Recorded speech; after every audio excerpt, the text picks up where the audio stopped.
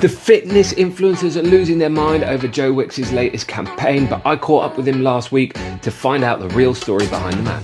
Well, I started my life on a really unhealthy diet. Like, my mum couldn't cook, I lived on ultra-processed food, so I know, although my life's different now, I know what it's like to be living off these foods and surviving on really unhealthy food. And so I don't want to try and make them feel like they're not doing a good job. This is about educating and inspiring them to make a few changes. You're never going to live in a world where ultra-processed food's banished, but I'm not trying to ban it, I'm trying to give people the truth and the honesty about what the ingredients are, how they're harmful to our health, because it might just make you make a different choice this week.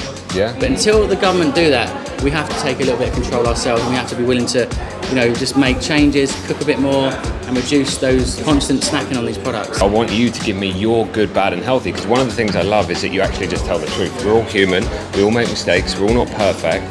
Sometimes we do good stuff, sometimes we do bad. Yeah. What's your good, bad and healthy? A good thing for me is probably vegetables. I'm really into cooking and roasting veg. Well, the kids love it. I do a lot of lentils, cannellini beans, butter beans. I'm having a little phase of that at the moment. Bad's probably, for me, is things like ice cream. I love ice cream, and I can't eat it in moderation. Same with chocolate and anything sweet, but anything sweet does me in.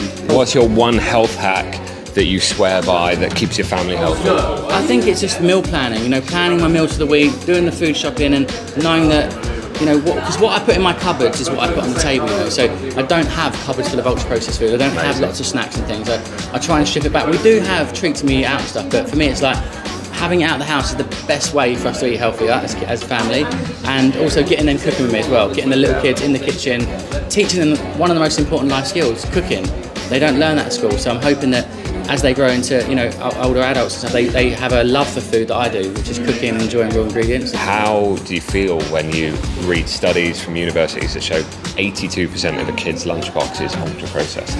It's very sad, and it's also quite depressing, but I think it comes down to we've got to educate parents and give them another alternative, because with convenience and time, people feel like they don't have the time and don't have the skills to cook and prepare food, but ultimately this is a big issue. Like you said, 82%, and it's not just their lunchbox, it's their breakfast, it's their dinner, and this is why we have an issue with diet-related diseases and people struggling with this. So yeah, it's going to be a long journey to reducing the intake of these foods and getting the government to make a difference as well, and put some pressure on these food companies to reformulate products and change the way we eat, because it's so common to eat these foods all the time.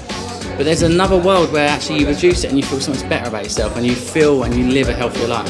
How do you stop? Does your missus go out and try and choose unhealthy things in the supermarket? We're on the same page, really, on the same page, but like I said, I'm not militant. My kids go to parties, they'll have as much sugar as they want. We had ice cream the other night, and if I've got a chocolate bar, they'll get a bit. It's not like I'm all or nothing, but in the house, it's a no kind of ultra-processed policy in the house, but because that's not really the issue. It's when you step out of the house and you're bombarded by marketing and advertisement. It's everywhere, and that's the thing I was sharing the other day about the vending machines and the soft play and all the food. It makes it hard as parents. It makes it hard for us to say no. It's so hard. And you feel like the mean parent, but it's I'm protecting your health and trying to look after your little gut and your tummy and take care of you.